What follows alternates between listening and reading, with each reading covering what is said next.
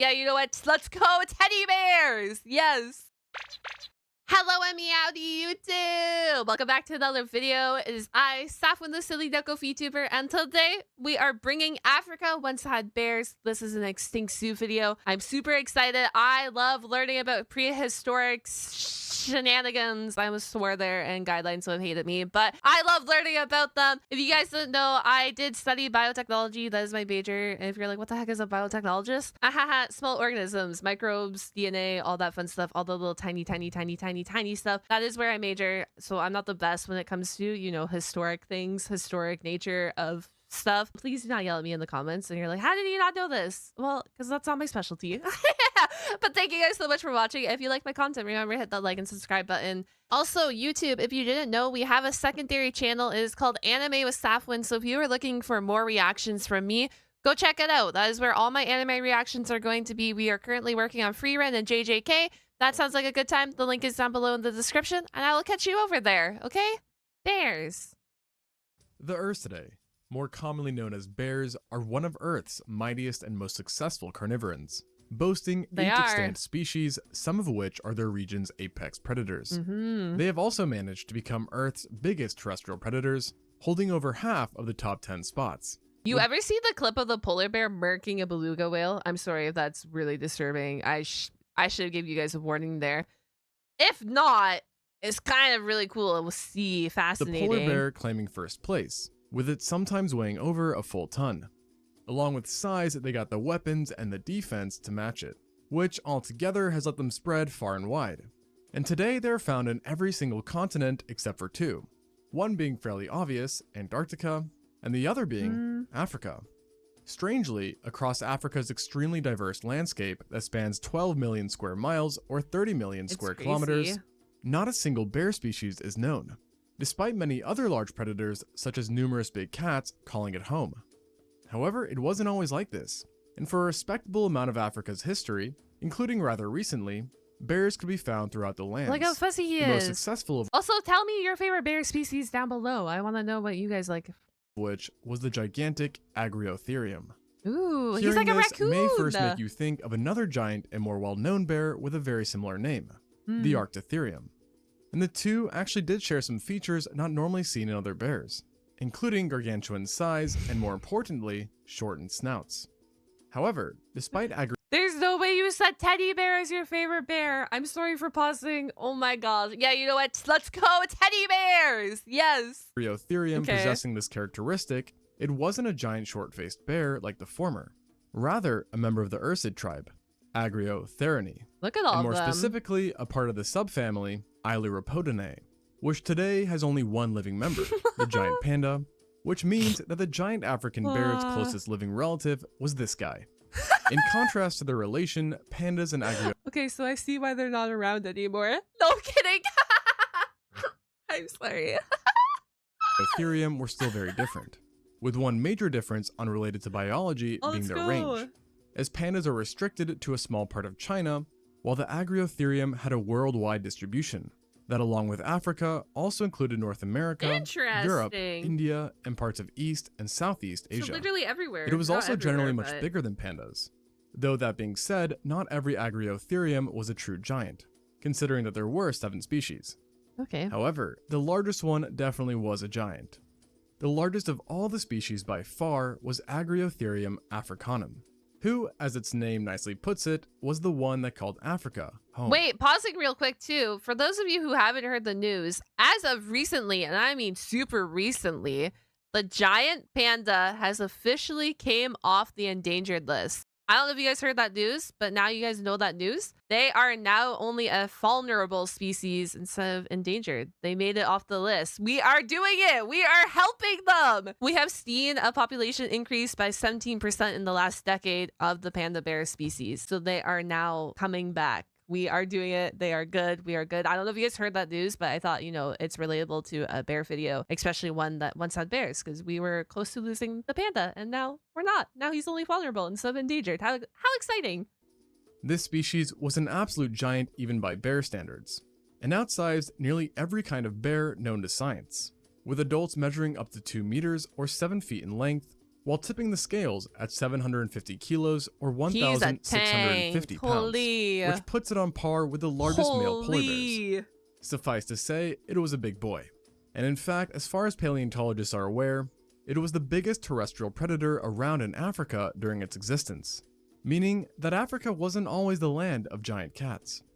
Such size would have surely removed adults off of the menu for any predator in its environment, while at the same time making it a potent threat.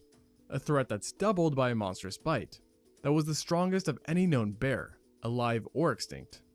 This power came from its skull shape, which was very wide and short, allowing it to focus immense pressure on a small part of its back teeth with each bite, generating over 4,500 newtons in force, which is nearly twice.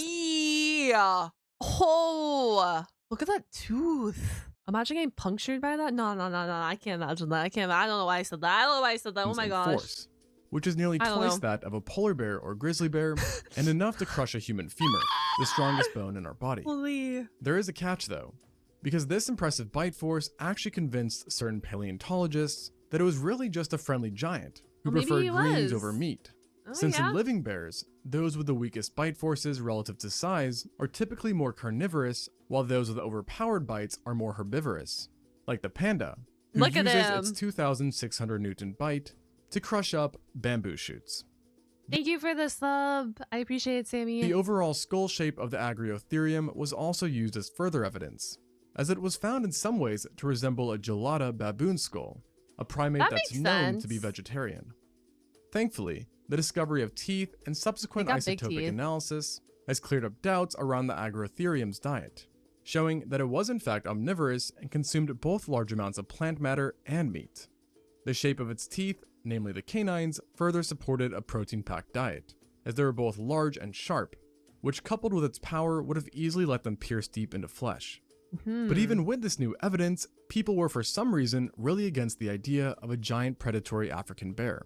And so it was proposed that while the Agriotherium did partially consume meat, it was no hunter, and instead it was a specialized scavenger who had weakly built limbs that made it too slow I mean, to catch it very well could have been. It very well could have been, because this is a diet and controversy, you know, going back in time, trying to figure out what he did and what he made. And it very well could be, especially nowadays, we have, you know, your big meat eaters, your big carnivorous bears like a polar bear, predator, apex predator. But then, yeah, you go look at the other spectrum. We have panda bears who just eat bamboo. Right? There is such a wide variety in your bear species of what their food is. And, you know, he very well could be. He very well could just be enjoying all his greens out here.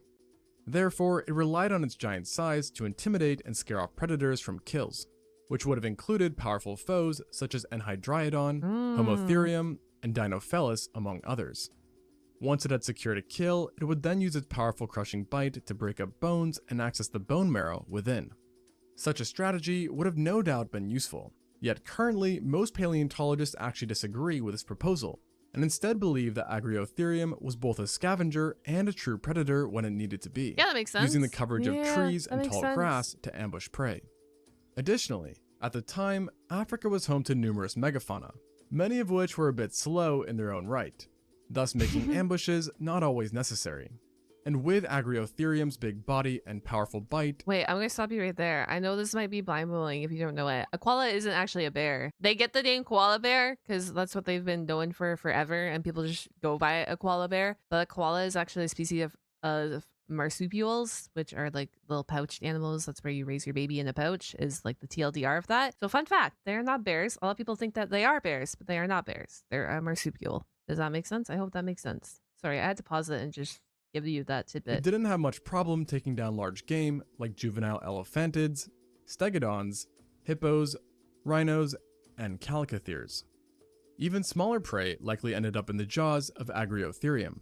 Seeing that living animals that are known to be scavengers and relatively slow, like the sloth bear, have still been documented hunting smaller creatures. You gotta hunt. I mean, because of this, the thing is, you have no food available to you, so then you have to hunt. Do they want to hunt? No. Do they try and do everything to not hunt? Correct. Are they opportunists? Correct.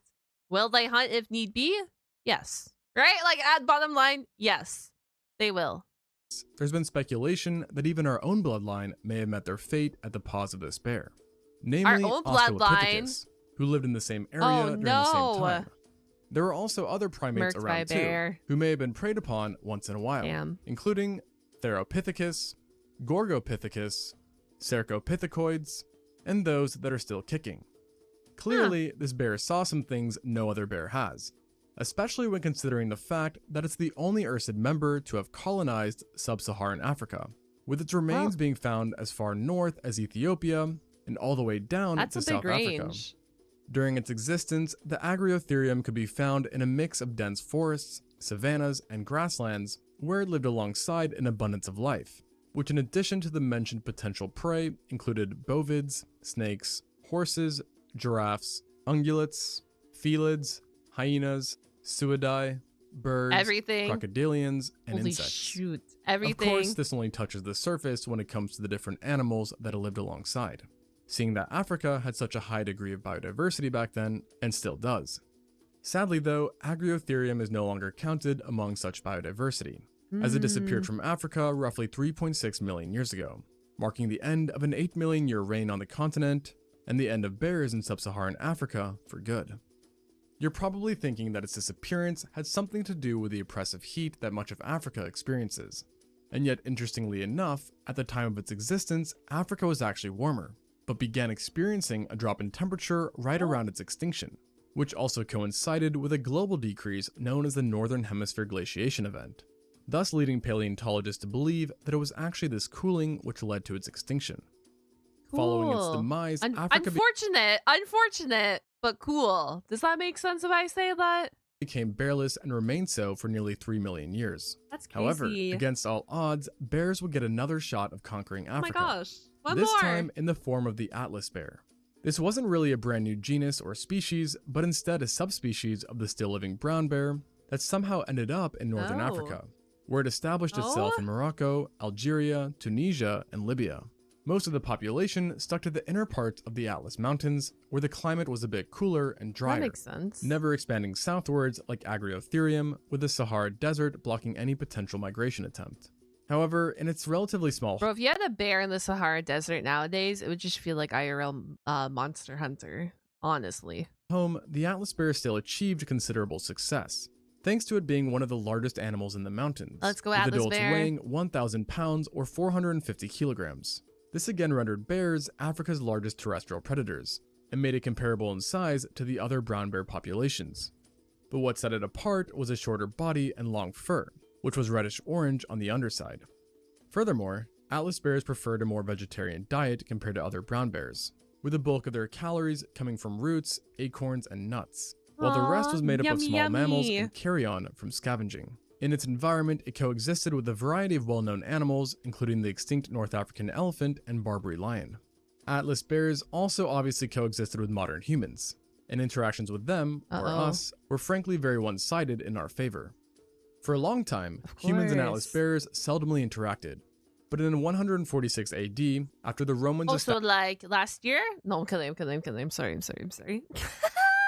My best bet is that I wonder if this brown bear is in the northern region of Africa, so he probably migrated. He probably shared similarities. I don't know if this is true, but he was probably also found in like Eurasia and stuff, because that's where brown bears resonate nowadays. We have brown bears in like Russia, Eastern Europe, Asia, Scandinavia, stuff like that up there. And then, in Canada, we have our grizzly bears, which are brown bears, and that northern region. So I'm assuming this brown species, once upon a time, when we were not as separated by ocean, that was probably how he ended up in northern Africa. That had to be how he ended up in northern Africa. He came down from the Eurasia area. Established a new province in Africa, which they named Africa.